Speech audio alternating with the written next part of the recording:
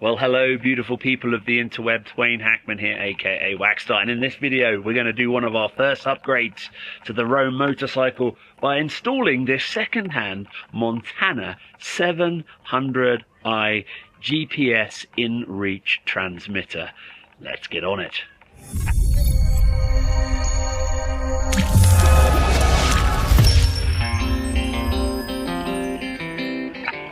So over here you can see the good old Roam motorbike. I've been away for a month and a bit from the UK, so I've sort of brought it here underneath our veranda, and it's been sitting here getting dusty, ready to be ridden.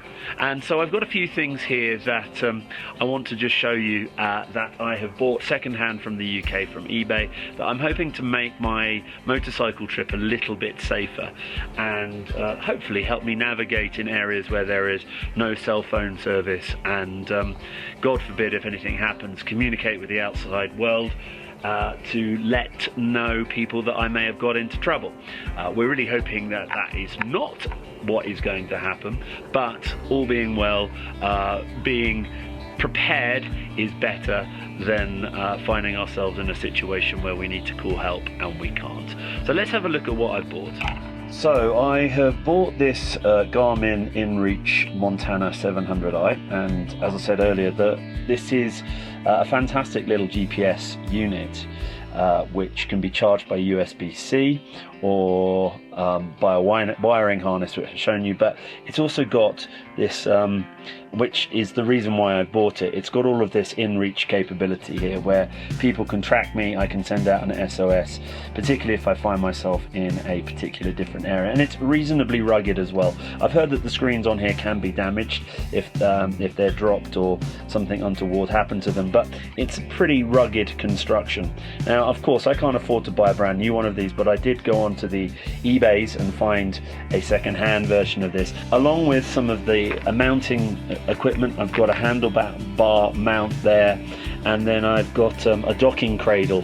This is actually a docking cradle and a wireless harness for, I think, one of the Montana 600 series. So the actual docking clamp isn't quite right, so I've bought the bigger docking clamp, and I'm going to transfer this wiring harness off, and the plan is to try and fix it here without it getting in the way of the key. Now, I know that there is 12 volts here because there's a little 12 volt supply here, so I'm going to need to take apart this section here to see if I can get access to where the wiring loom provides 12 volts to this, and then we'll wire this harness in and hopefully put the clamp on here, and all being well, we'll be able to get this thing running off the Roam power supply, and of course it's got its own inbuilt power supply as well, so if for whatever reason I run out of electricity on the Roam bike, I still have the ability for a few hours to send out messages and take it off the dock, and it's up to charge all the time. So I think the first thing I need to do is clear off these cobwebs. You can see it's not been used for a month or so, and see if we can take off that sort of front section here to see if we can get access to a 12 volt supply where I can splice in that wiring loom.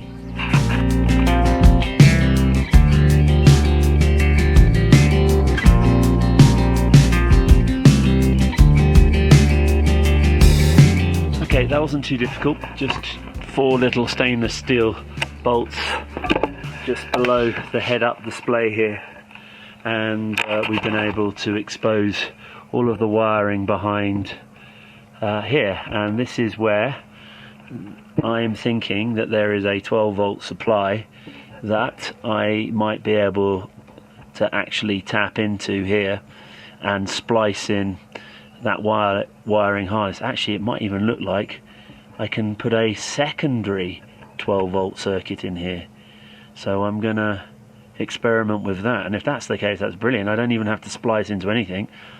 I can just get some spade connectors and connect straight into here.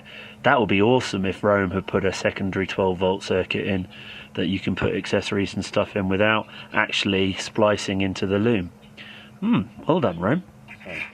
Let's see if we can get 12 volts. I think it is. I think there was 12 volts there. There we go. A steady 11.7 volts, which is absolutely perfect for the wiring loom, that wiring loom there. So I don't actually have to splice into the 12 volt circuit here, which is powering the USB charger. I've actually got a second inline circuit there, which is fantastic.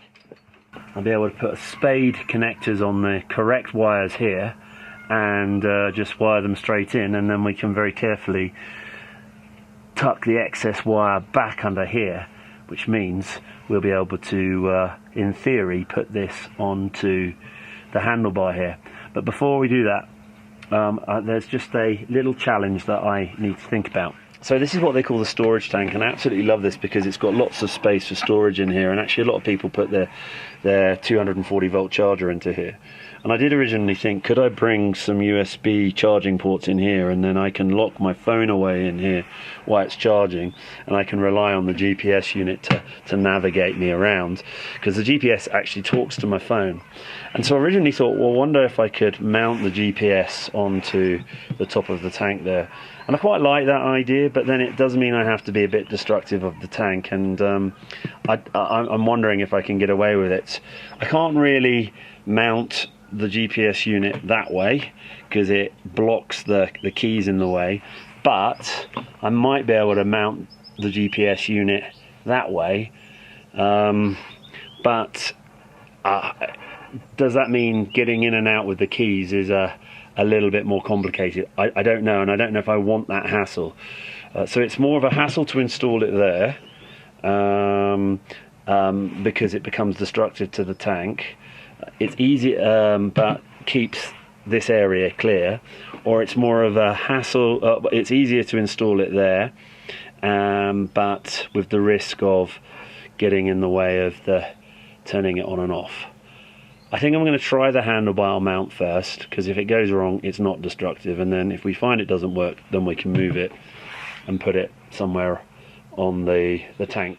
So things haven't quite gone to plan, as buying second hand often has that caveat with, but I think I've come up with a temporary solution which has demonstrated that the placement works. So what's the problem? Well, the wiring loom that I've got just does not seem to fit this Garmin unit. I think I need to go back and have a look. I've either read the description wrong in eBay, or someone promised me something that it actually wasn't.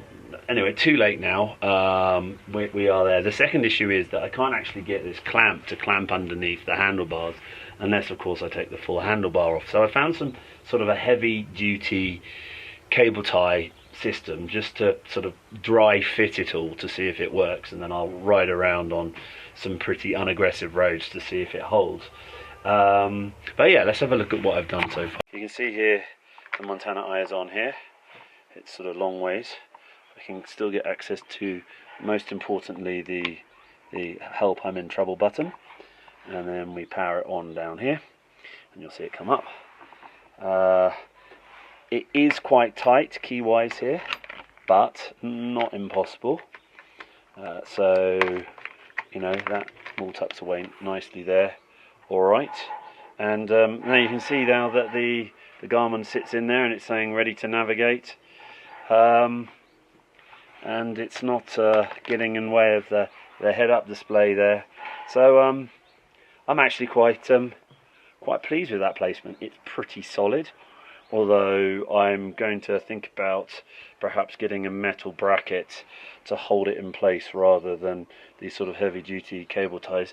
But it's not bad to test. Now, regarding the power, the good thing about this Garmin is it does have a USB-C socket under here, although I suspect it does compromise the integrity of the waterproofness, and that goes, let me see, USB socket is here, so I'll get a small USB-C socket, just run it to, as you can see there, the charging, what do you call it, the charging thing there. Which and we've learned something about the wiring of the Roam today, that they do provide you some extra clips here for additional 12 volt circuits. So it's not been a complete waste of time. You can see the weather's coming in now, so I'm going to put the bike back together. I'll ride it for a little bit, see if I can find a proper wiring harness, yeah, our first kind of test modification is ready to go, and all being well, we will be able to put this into the field and start navigating by it. Anyway, if you have been watching, thanks so much. There you go, it's one of my first little upgrades of the Roam Air, and you now know that a Garmin unit or a GPS unit can sit quite nicely in between the handlebars, and that you actually have a 12-volt breakout supply there should you wish to power it off the battery of the motorbike. Take care, see you soon, and I'll catch you in the next video.